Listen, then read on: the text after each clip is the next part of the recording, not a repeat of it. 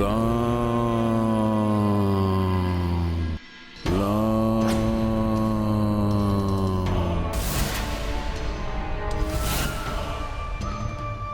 मेरे पिता श्री द्रोणाचार्य का वध करने वाले पांडवों, तुम्हारी सुख की निद्रा को चिर निद्रा में परिवर्तित कर दूंगा मैं अश्वत्थामा।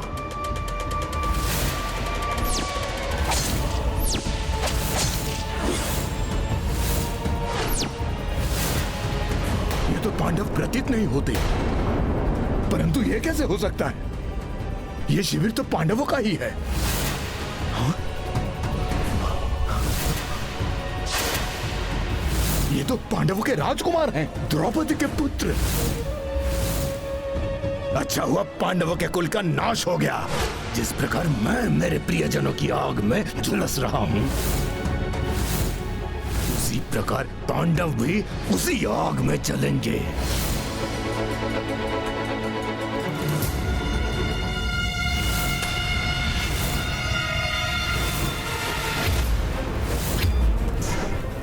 पांडवों के वंशनाश की संतुष्टि लिए क्रूर अश्वत्थामा दुर्योधन को अपने पराक्रम की शुभ सूचना देने जा पहुंचा।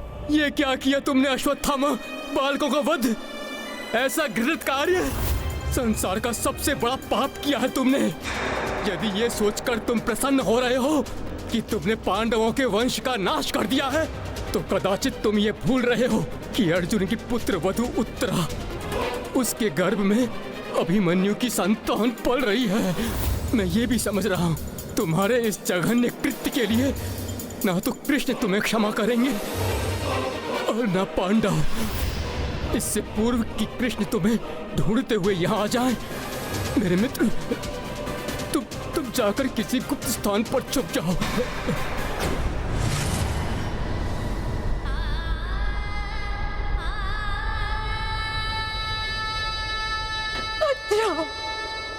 मेरे पुत्र। अश्वत्थामा, मैं स्वयं अपने हाथों से तेरी जीवा उखाड़ूंगा। नहीं महाबली, उस दुष्ट को मारकर आप उसे चिर शांति प्रदान करना चाहते। उससे मृत्यु से भी भयानक दंड मिलना चाहिए, चिर शांति नहीं, उसे चिरकाल तक अशांति मिलनी चाहिए। जब तक उससे भीषण दंड नहीं मिल जाता, मैं अपने पुत्रों की अस्थियों को विसर्जित नहीं होने दूंगी। यही बैठी रहूंगी। मैं वचन देता हूँ पांचाली, उसके कुकृत्य के लिए उसे भीषण दंड दूंगा। मैं उसे दंडित किए बिना मैं नहीं लौटूंगा। इस महाअधर्म का भयानक परिणाम भोगना होगा उस कुकर्मी को। और तब द्रौपदी के प्रण को पूर्ण करने के लिए श्री कृष्ण एक बार पुनः अर्जुन के सारथी बने और देवशिल्पी विश्वकर्मा द्वारा निर्मित रथ पर धनंजय को लेकर अश्वत्थामा को दंड देने के लिए निकल पड़े। महाबली भीम भी प्रतिशोध की धधकती अग्नि को हृदय में लिए हुए उनके साथ दौड़ पड़े। ये रथ की ध्वनि, अर्जुन कृष्ण के साथ और भीम भी। अर्जुन, वो रहा अश्वत्थामा। तुम्हारे इस जघन्य कृत्य के लिए ना तो कृष्ण तुम्हें क्षमा करेंगे और ना पांडव।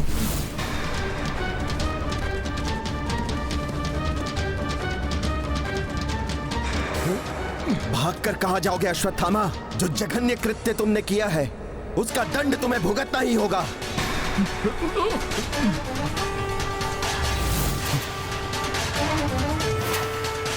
कहां भागकर जा रहा है अश्वत्थामा? तेरा काल तेरे सामने खड़ा है।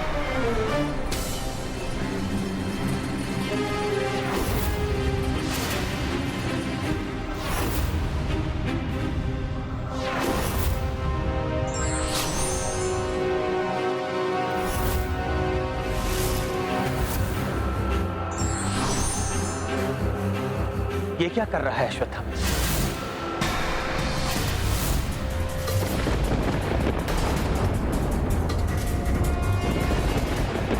अर्जुन, अश्वत्थामा ने ब्रह्मास्त्र का आह्वान किया है।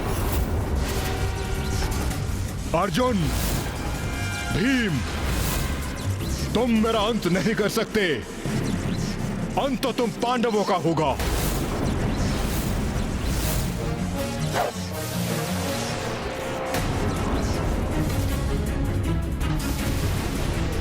ये क्या अनर्थ कर दिया अश्वत्थामा ने? ऋषिवर वेदव्यास जी, युद्ध कौशल का दुरुपयोग कर रहा है अश्वत्थामा। हाँ देवर्षि, ये पाप पर पाप कर रहा है। अर्जुन, अब क्या करोगे तुम? माधव, ब्रह्मास्त्र को केवल ब्रह्मास्त्र से ही काटा जा सकता है। किंतु अर्जुन, नहीं माधव, इसके अतिरिक्त और कोई विकल्प नहीं है।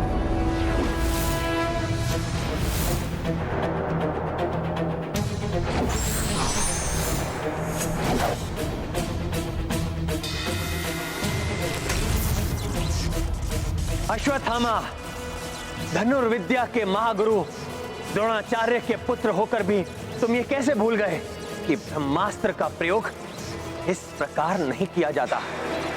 सहस्त्रों निर्दोष दीवधारी के साथ ही तुम भी मिट जाओगे अश्वत्थामा। निंदनीय कृत्य किया है तुमने अश्वत्थामा।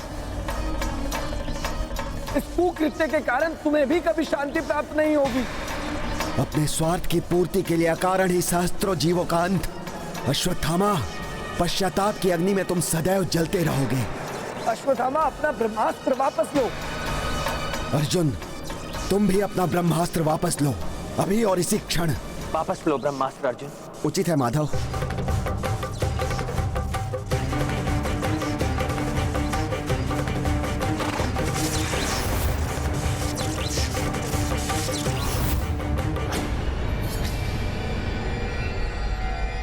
मैं वेदव्यास तुम्हें आज्ञा देता हूं अश्वत्थामा कि तुम इसी क्षण अपना ब्रह्मास्त्र वापस लो। मेरे पिताश्री ने मुझे अपूर्ण ज्ञान ही प्रदान किया है। मैं ब्रह्मास्त्र का संधान तो कर सकता हूं, किंतु इसे वापस लेने की विद्या मुझे नहीं आती। अब मैं यदि इसे लौटाना भी चाहूं तो भी मैं इसे लौटा नहीं सकता। जब ब्रह्मास्त्र को वापस नहीं लौटा सकते तो तुम्हें इसका संधान भी नहीं करना चाहिए था अश्वत्थामा। यदि तुम इसे लौटा नहीं सकते हो तो किसी ऐसे स्थान की ओर मोड़ दो जो निर्जन हो, जहां पर कम से कम हानि हो। उचित है, मैं इसकी दिशा अवश्य ही मोड़ सकता हूं। यदि ये सोचकर तुम प्रसन्न हो रहे हो कि तुमने पांडवों के वंश का नाश कर दिया है, तो कदाचित तुम ये भूल रहे हो कि अर्जुन की पुत्र वधु उत्तरा, उसके गर्भ में अभिमन्यु की संतान पल रही है। ब्रह्मास्त्र चलाया है तो पांडव कुल की आगामी पीढ़ी का नाश तो कर ही सकता हूं मैं इससे।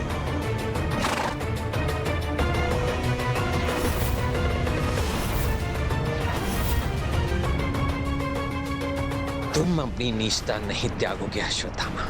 श्री कृष्ण को बोध हो गया था कि अश्वत्थामा ने ब्रह्मास्त्र को अभिमन्यु पत्नी उत्तरा के गर्भ की ओर परिवर्तित कर दिया था, जिससे उनका कोप अपने चरम पर पहुंच गया। अश्वत्थामा, तुम क्या सोचते हो पांडवों के कुल के वंश का नाश कर दोगे तुम? मैं कृष्ण तुम्हें बताता हूं, उत्तरा का वही पुत्र जिसका नाश करने के लिए तुमने अपने ब्रह्मास्त्र की दिशा परिवर्तित की है, भविष्य में वो एक महान राजा बनेगा और तुम अधम अश्वत्थामा।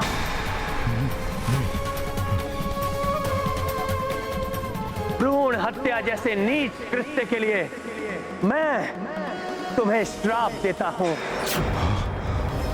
कि तुम्हारी समस्त देह अनेक रोगों एवं महापीड़ादायक घावों से बढ़ जाएगी। नहीं, दुर्गंध युक्त हो जाएगी तुम्हारी देह, कोई निकट नहीं आएगा तुम्हारे। नहीं, मृत्यु के लिए तुम गिड़गिड़ाओगे, किंतु मृत्यु भी तुमसे दूर रहेगी। कलयुग के अंत तक तुम अपनी इस श्रापित देह का बोझ उठाते हुए भटकते रहोगे अश्वत्थामा, भटकते रहोगे। अर्जुन, इस दुष्ट के मस्तिष्क से दिव्य मणि छीन लो। अश्वत्थामा के मस्तिष्क से उसकी दिव्य ऊर्जा का स्रोत, उसकी मणि निकालकर उसे कलयुग के अंत तक पश्चाताप करने के लिए छोड़ दिया गया।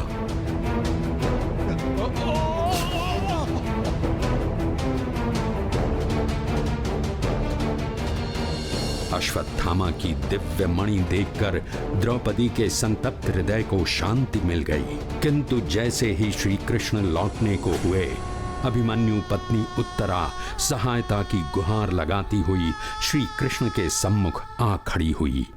रक्षा कीजिए द्वारकाधीश, रक्षा कीजिए।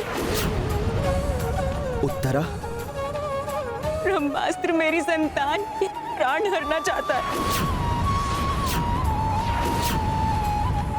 रक्षा कीजिए द्वारकाधीश, रक्षा कीजिए। यह अश्वत्थामा द्वारा छोड़ा हुआ ब्रह्मास्त्र है जो उसने पांडव कुल की आगामी पीढ़ी का विनाश करने के लिए अभिमंत्रित करके छोड़ा था। इससे रक्षा कीजिए प्रभु श्री कृष्ण, आप तो परब्रह्म स्वरूप हैं, आप सब कुछ कर सकते हैं प्रभु।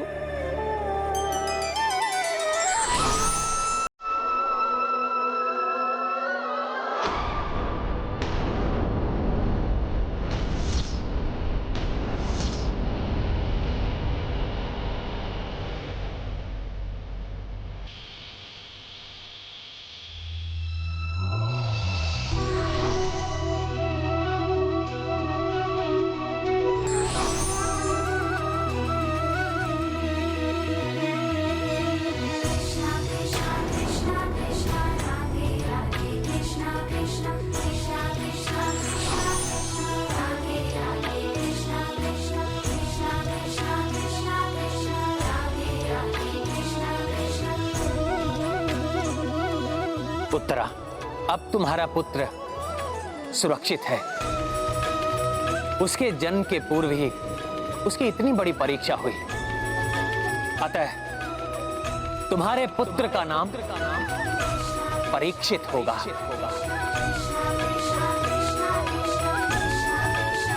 जो भविष्य में एक महान नरेश बनेगा।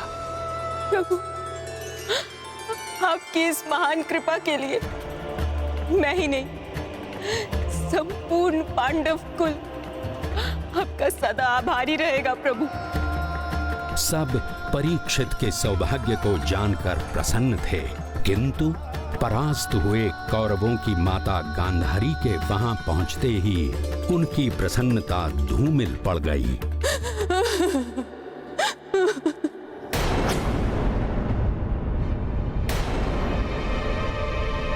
एक दुखियारी माँ की कोख उजाड़कर तुम सब आनंद मना रहे हो। मैं देख नहीं सकती, किंतु आभास कर सकती हूँ, आभास कर सकती हूँ तुम्हारी प्रसन्नता का। मैं सत्य कह रही हूँ ना देवकी नंदन? केशव, तुम्हारे अस्मित हास्य का अब भी आभास हो रहा है मुझे।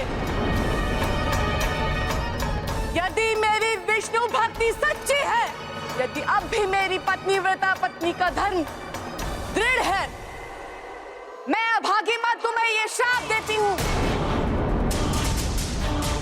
कृष्ण, जिस तरह तुमने कौरवों और पांडवों को आपस में युद्ध करवाकर मेरे वंश का सर्वनाश किया है, उसी प्रकार समस्त यदुवंशी भी आपस में लड़कर वंश नाश का कारण बनेंगे।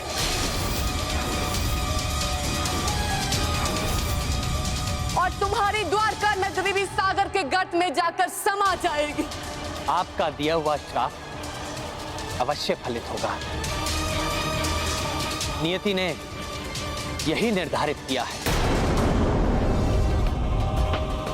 अभी हम सबको इन वीरों का विधिवत अंतिम संस्कार करना है, जिससे ये मोक्ष की ओर प्रवृत्त हो सके। तत्पश्चात धर्मराज युधिष्ठिर हस्तिनापुर के राज सिंहासन पर आरूढ़ हुए। श्री कृष्ण ने भी द्वारिका को प्रस्थान किया। देवी रुक्मिणी की उपस्थिति के कारण संसार के समस्त सुख द्वारिका में उपलब्ध थे, किंतु माता गांधारी के श्राप ने अपना प्रभाव दिखाया और एक दिन यदुवंशी आपस में ही लड़कर मृत्यु के मुख में समा गए। द्वापर युग के अंत के संकेत मिलते ही श्री कृष्ण ने भी जीवन से निर्वाण का निश्चय कर लिया।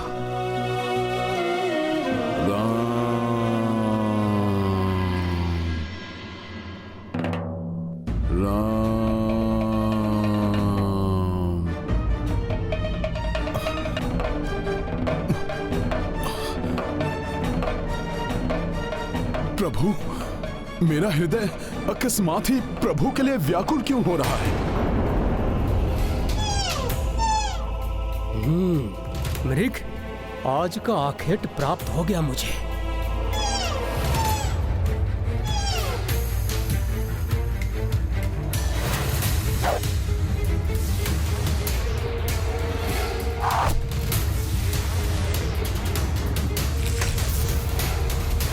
ये क्या हो रहा है?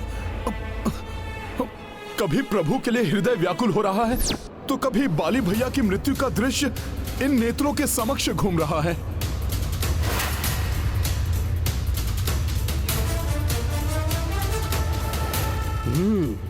तो वहां छुपा बैठा है मृग।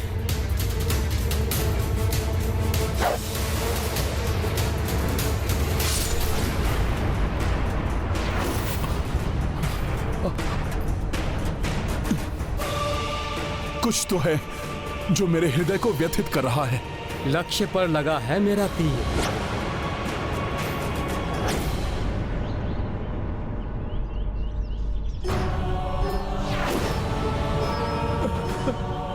प्रभु, आप, ये क्या हो गया मुझसे प्रभु? मेरे ही तीर ने आपको, ये कुकृत्य कैसे हो गया मुझसे प्रभु? क्षमा कर दीजिए, मुझ पापी को ज्ञात ना था कि आप है यहाँ। दुखी मत हो पुत्र, ये तो होना ही था। त्रेता युग में मैंने अपने श्री राम अवतार में तुम्हें ऐसा ही वरदान दिया था, इसलिए ऐसा घटित हुआ। ये आप क्या कह रहे हैं प्रभु? कैसा वरदान दिया था आपने? पुत्र, तुम पूर्व जन्म में बाली थे। जिस प्रकार उस समय मैंने छुपकर तुम्हारा वध किया था, उसी प्रकार मेरा निर्वाण भी निश्चित था। नहीं प्रभु, नहीं, मैं स्वयं को क्षमा नहीं कर पाऊंगा। शांति को धारण करो पुत्र। जो जैसा करता है उसे कभी ना कभी उसका फल अवश्य भोगना पड़ता है। ये मेरी नियति थी।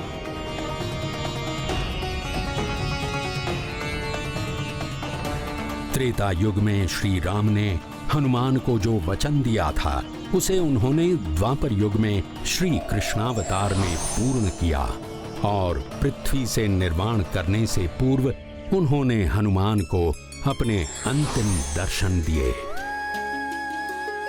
प्रभु, मेरे प्रभु, प्रभु, ये कैसी विडंबना है मेरे भाग्य की। पहले प्रभु श्री राम निर्वाण कर गए और अब आप भी मुझे इस भूलोक में छोड़कर जा रहे हैं। हनुमान, तुम तो भाग्यवान हो जो तुम मेरे दोनों अवतारों के साक्षी बने। और इसके पश्चात जब कलयुग में मैं पुनः अवतार धारण करूंगा, तब भी तुम उपस्थित होगे।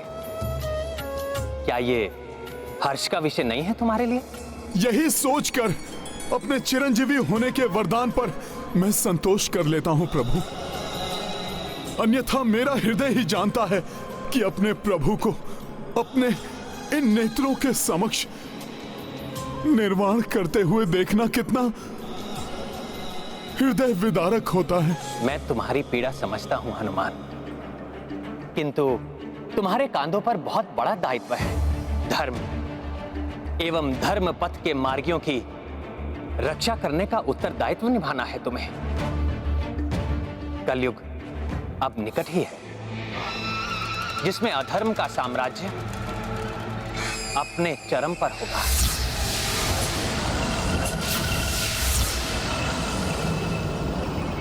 हनुमान, शीघ्र ही पांडव कुमार परीक्षित का राज्य अभिषेक होने वाला है।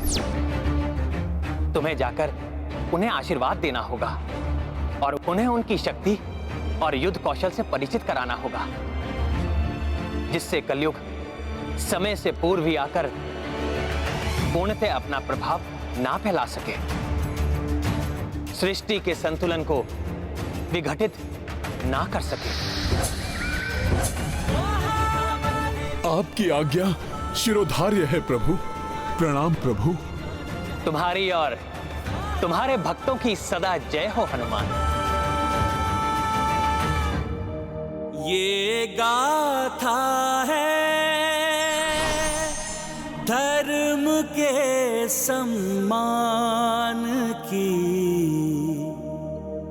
सब सुधि जन देखे लीला श्री हनुमान की। ईश्वर लीला अनंत है। जो भी इस धरती पर आया है उसे अपने कर्मों का फल अवश्य मिलता है। इसलिए प्रत्येक व्यक्ति का धर्म है वो सदा अच्छे कर्म करे।